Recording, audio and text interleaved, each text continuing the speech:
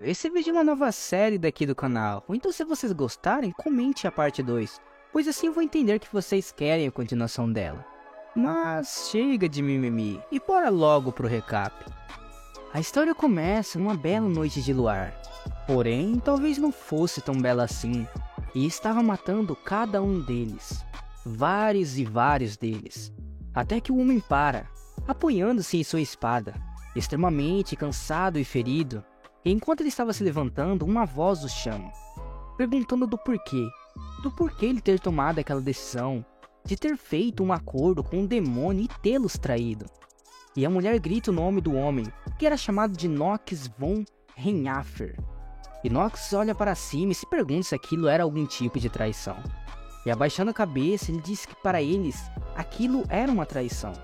Ele continua dizendo que ele não os traiu, mas ele que foi traído primeiro. E a mulher fala para ele não dizer bobagens, e pergunta desde quando ele tinha ficado daquele jeito. E ele responde que no início foi como uma aterragem de Crash. A cena mostra uma janela de notificação, dizendo que ele terminou uma parte de Inner Lunatic. E um homem em frente ao computador fala que aquilo não era ruim, já que ele tinha bastante itens. E também tinha completado várias missões ocultas, exceto pelo fato de que ele ia morrer no próximo mês. 2 anos antes, pois sua doença era... Ainda no hospital, Yoshan estava na sala de espera, olhando para o resultado do exame. E ele começa a lembrar do que o doutor havia falado, perguntando se ele tinha ido a vários hospitais, e que eles tinham feito vários exames, mas ainda assim os resultados eram os mesmos. E a única coisa que ele poderia fazer era prescrever alguns medicamentos para a dor, caso ficasse muito forte. E Yo-chan, sem brilhos nos olhos, diz que desde aquilo já tinha se passado 2 anos. Ele olha para o lado, vendo que a casa toda estava um lixo. E de repente ele começa a tossir, e percebe que realmente ia morrer logo. Mas não era como se o resultado final dependesse de ele ficar pensando naquilo. Então, seu celular toca, e ele o pega e percebe que eram várias mensagens do hospital, falando sobre os exames. E Yo-chan diz que depois de ele perder as memórias, ninguém foi atrás deles. E então, ele olha para os jornais em cima da mesa. E vendo aquilo, Yo-chan pega os jornais e os joga para cima. E ele olha para a tela do computador e diz que aquilo era a única coisa que ele tinha. E então, ele começa a criar um novo personagem e ele se pergunta que tipo de personagem ele deveria criar dessa vez. E ele começa a colocar os atributos. E percebe que o personagem tinha as habilidades de sensibilidade de mana de um gênio e espadachim gênio de combate. E de repente uma janela de notificação aparece, que dizia que se ele escolhesse 2 traços gênios, haveria uma penalidade. Por isso era recomendado ele escolher somente uma, e caso ele escolhesse ficar com as 2, a penalidade seria uma doença terminal. E vendo aquilo, Yo-chan dá uma risada, e diz que ele estava de doença terminal e até mesmo seu personagem tinha aquilo. E o jogo pergunta se ele ia começar com o personagem escolhido. E Yo-chan confirma. E um barulho estrondoso acontece, que o faz cair da cadeira. E ele começa a se perguntar se seu fim já havia chegado. E ele pensa que a morte era algo que ele já estava acostumado. Mas, pelo menos ele morreu do jeito que queria. E que as configurações estavam completas. E nesse momento o Prota se levanta, confuso, se perguntando onde estava. E ele começa a andar pelo quarto, até que ele chega de frente a um espelho, e percebeu que ele tinha se tornado o pior personagem do maldito jogo que ele tanto gostava, Nox von Reinhaffer, que fazia parte da 3ª maior família do jogo Inner Lunatic. E ele estava profundamente relacionado com a pior organização criminosa dentro do jogo. E a família Reinhaffer tinha 5 filhos mais novos. E ela sempre tinha gerado filhos talentosos e gênios. No entanto, Nox era o único que não tinha talento. E ele havia começado a reenxutir com o mundo por causa da sua falta de talento. E acabou assinando um contrato com o demônio que tinha sido banido. E assim, ele se tornou o pior vilão do jogo Inner Lunatic. O Prota começa a se perguntar se aquilo era um sonho. E de repente uma janela de notificação aparece atrás dele. Uma não, várias. E ele se pergunta do porquê também tinha uma janela de notificação. E do porquê ele só ter 2 de estamina. E suas características eram as mesmas dos personagens que ele tinha criado antes. Ele diz que na sua vida anterior ele já sofria de doença terminal. E pois na verdade ele queria um personagem que fosse igual a ele, um personagem com doença terminal. E de repente uma janela aparece, que dizia que tinha uma mensagem não lida na caixa de mensagens. E o Prota se pergunta quem ia mandar uma mensagem para ele.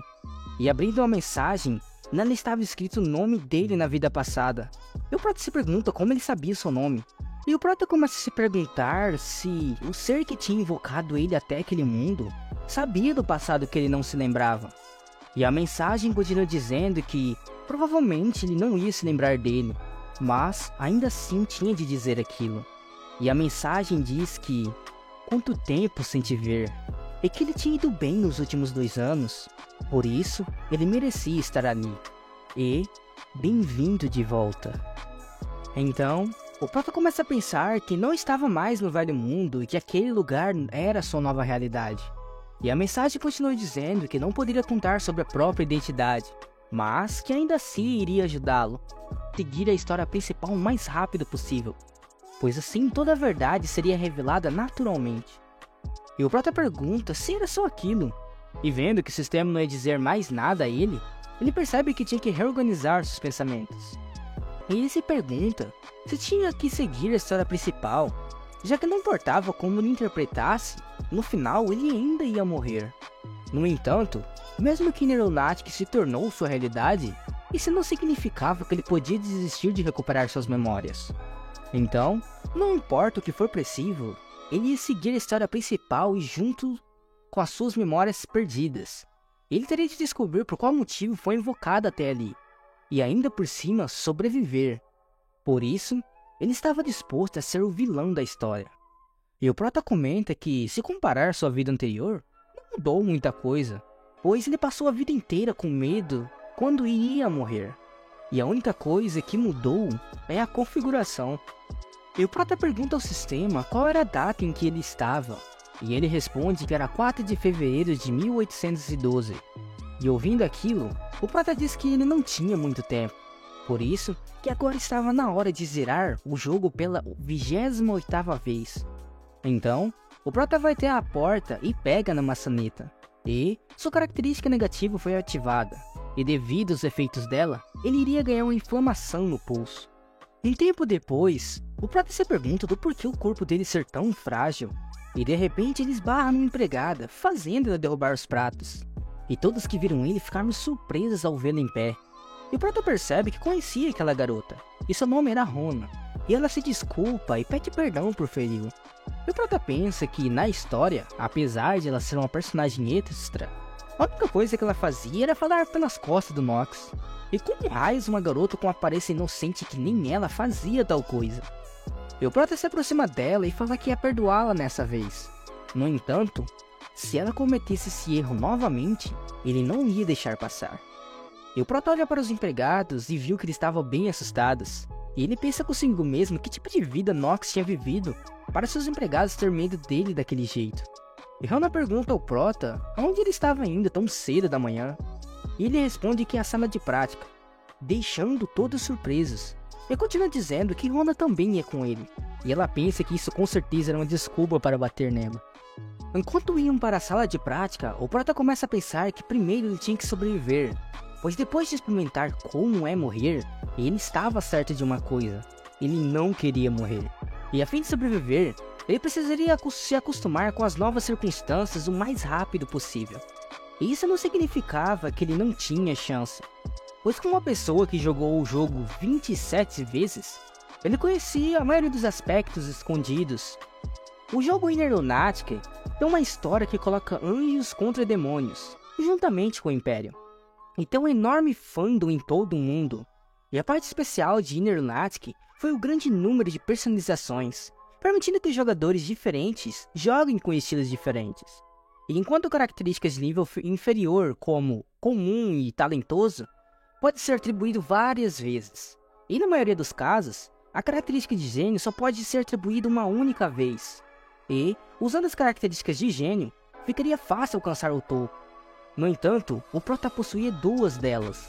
E neste jogo existia um conceito chamado penalidades de traço, E ao atribuir uma característica além dos limites, se aproveitando do sistema que tenta analisar para você, é possível atribuir duas características de gênio, como por exemplo o espadachim e gênio de combate, que fornece as habilidades da espada e permite ao usuário alcançar o pico da espada. Por outro lado, a acessibilidade de mana de um gênio, que aumenta a acessibilidade à magia, permitindo que seja mais eficiente em conjurar feitiços. E há outros traços que são muito úteis, como por exemplo o pack de personagem principal Insight, que permite visualizar a janela dos status dos outros personagens, e o Master of Acting, que permite você agir facilmente em qualquer situação, e por último, a mentalidade de aço, que quando usada em batalha, permite ao usuário manter a força mental, assim mantendo a mente calma em situações extremas.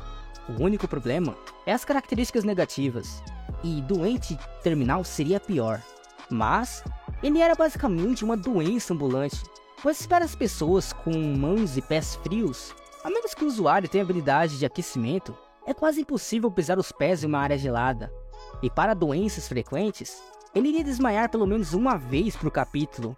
E então, o Prota não tinha escolha, ele teria de ir um passo de cada vez. Riona começa a murmurar que eles estavam quase na sala de prática, e se pergunta se o Prota realmente ia treinar. E olhando para o Prota, ela percebe que ele estava decidido, e o Prota pensa que, antes de tudo, ele precisava se livrar da maldição dos fracos. Não importava o quanto o Prota pensasse naquilo, no final ele só poderia chegar a uma conclusão: ele estava lascado. Assim como ler o início de uma história, aquela foi a única conclusão que ele tinha chegado depois de pensar muito. A maldição dos fracos tornou as coisas extremamente difíceis. O único lado bom é que ele tinha um bom número de armas disponíveis, já que a origem da família Henhafer era que comece com a espada. E quando se trata da família Henhafer, enquanto existem diversos títulos que os descrevem bem, o melhor com certeza era a Casa Alto das Lâminas das Trevas.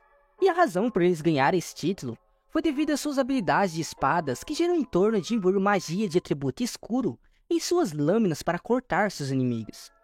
E isso foi tudo graças à Lâmina do Comandante, que também era conhecido como Lâmina Tirânica da Escuridão. E ele passou a metade da fórmula para cada um dos líderes da família. E a família Henhafer é uma das maiores nobres da história. E é claro, isso significava que eles também eram podres de rir. E estava no ponto que, até o filho inútil, tinha dinheiro suficiente para nunca trabalhar um único dia na vida. E era mais provável que o pai de Nox, o Theo, não se importava se Nox gastava o seu dinheiro com sabedoria ou não. E em primeiro lugar, Nox não era esse tipo de personagem. E então, o Prota estava se levantando, mas ele já estava sem forças. E pensa que, até que Rona esteja pronto com o que ele tinha pedido, ele não ia conseguir sair dali. Alguns minutos depois, Rona fala que a espada de madeira e a toalha que ele havia pedido estavam juntamente com um pouco de água gelada para ele descansar. E em seus pensamentos, ele ainda não acreditava que ele realmente ia fazer exercícios. E o Prota pede para Rona ir até ele, e ela já fica assustada perguntando o porquê. O Prota fala para ela parar de ser tão dramática.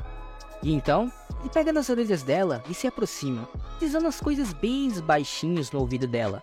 E de repente ela grita, perguntando de quando ele ia querer usar aquele dinheiro, já que as ideias que ele havia dito não eram nada mais nada menos que uma ficção. E o Prota apenas fala que ela deveria calar a boca e descobrir uma forma. E o Prota começa a pensar que não sabe o quão rápida a Rona seria, mas provavelmente no dia seguinte ela deveria já estar ali. E outra coisa que ele precisava resolver era essa maldição dos fracos, que deixa ele com estamina 2. E no mesmo instante, uma pessoa chega cumprimentando o Prota como jovem mestre. E olhando para o lado, o Prota percebe que era o mordomo-chefe Rudiel Ernak.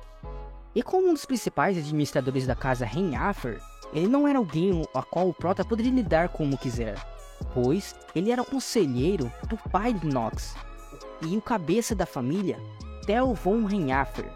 Esse era quem Rodwell era.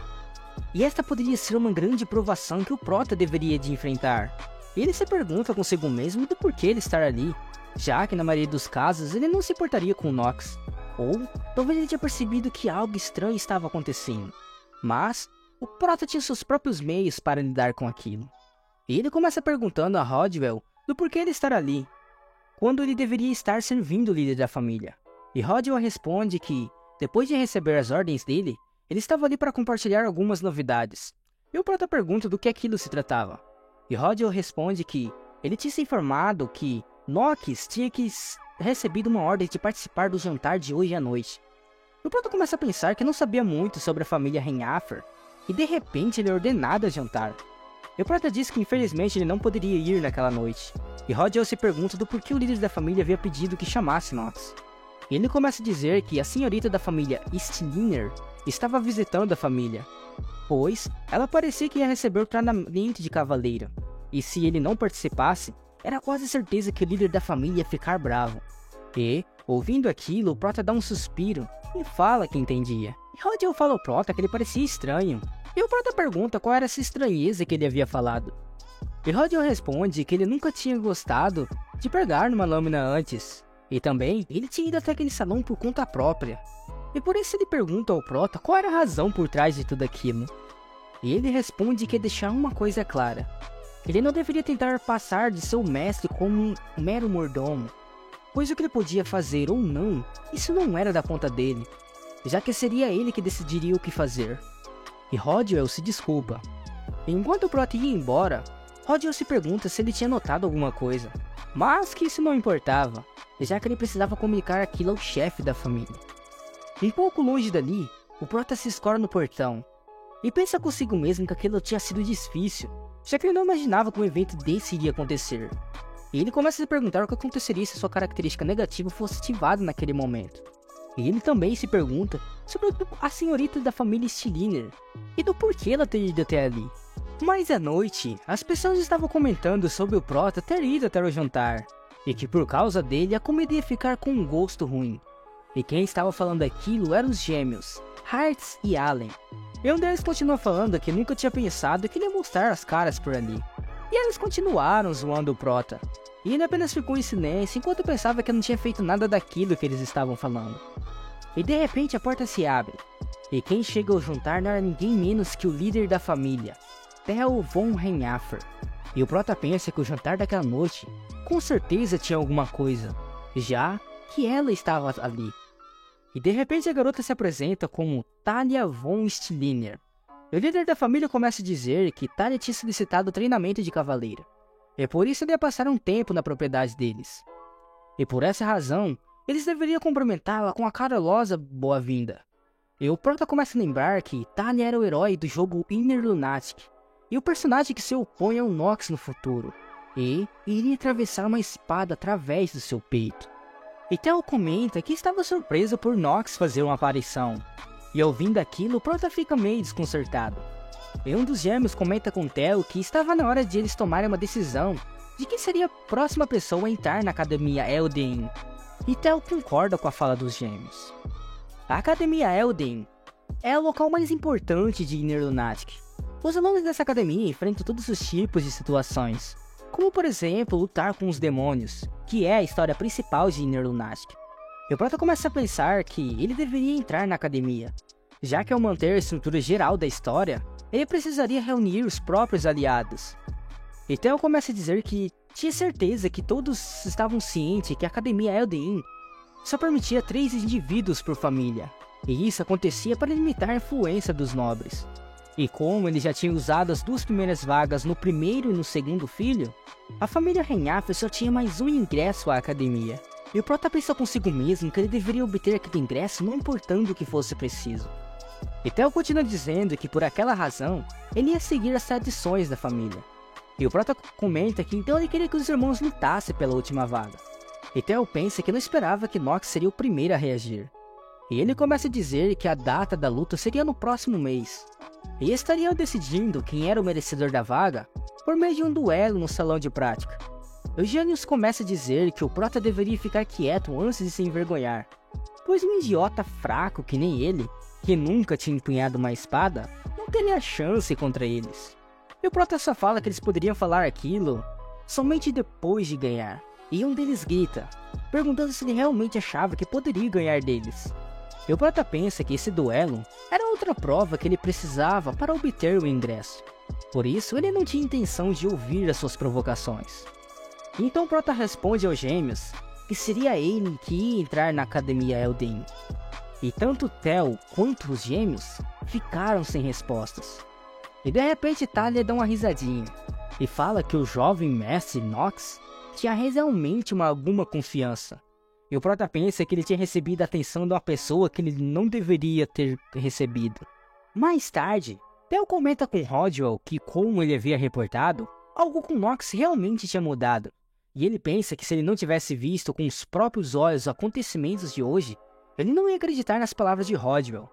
E ele se pergunta qual era a razão dessa mudança. Será que ele tinha sido possuído por um demônio? Mas de qualquer maneira, ele tinha chamado a atenção dele. E já de manhã, as empregadas estavam comentando que o Prota realmente estava praticando tão cedo. E ele se pergunta do porquê a única coisa que ele faz é correr. E o Prota, em seus pensamentos, diz que só tinha um motivo para continuar correndo: sua resistência. Pois a condição para usar o traço de espadachim e higiene de combate era ter no mínimo a estamina de nível 4. E ao menos que você seja tão fraco quanto Nox, você poderia ser capaz de usá-lo imediatamente. E com os amaldições dos fracos, como a cereja do bolo, ele só conseguiu aumentar 1.9 de estamina antes de um mês inteiro. A maldição dos fracos nada mais é que uma maldição que reduz a taxa de crescimento. E por isso mesmo, depois de ter corrido o dia inteiro, ele só ganhou 0.1 de estamina. E já que a doença terminal também limita o crescimento, ele precisava fazer 4 vezes mais esforço do que as pessoas normais. E mesmo com tanto esforço, graças à característica de doença terminal, ele só poderia alcançar a resistência máxima de 15. E no mesmo momento, Rona chega, dizendo que ela havia trazido todos os materiais que ele tinha pedido no outro dia. E o Prota fala que agora ele deveria ser capaz de fazer algum progresso. E você deve estar se perguntando, como o Prota vai alcançar 4 de estamina?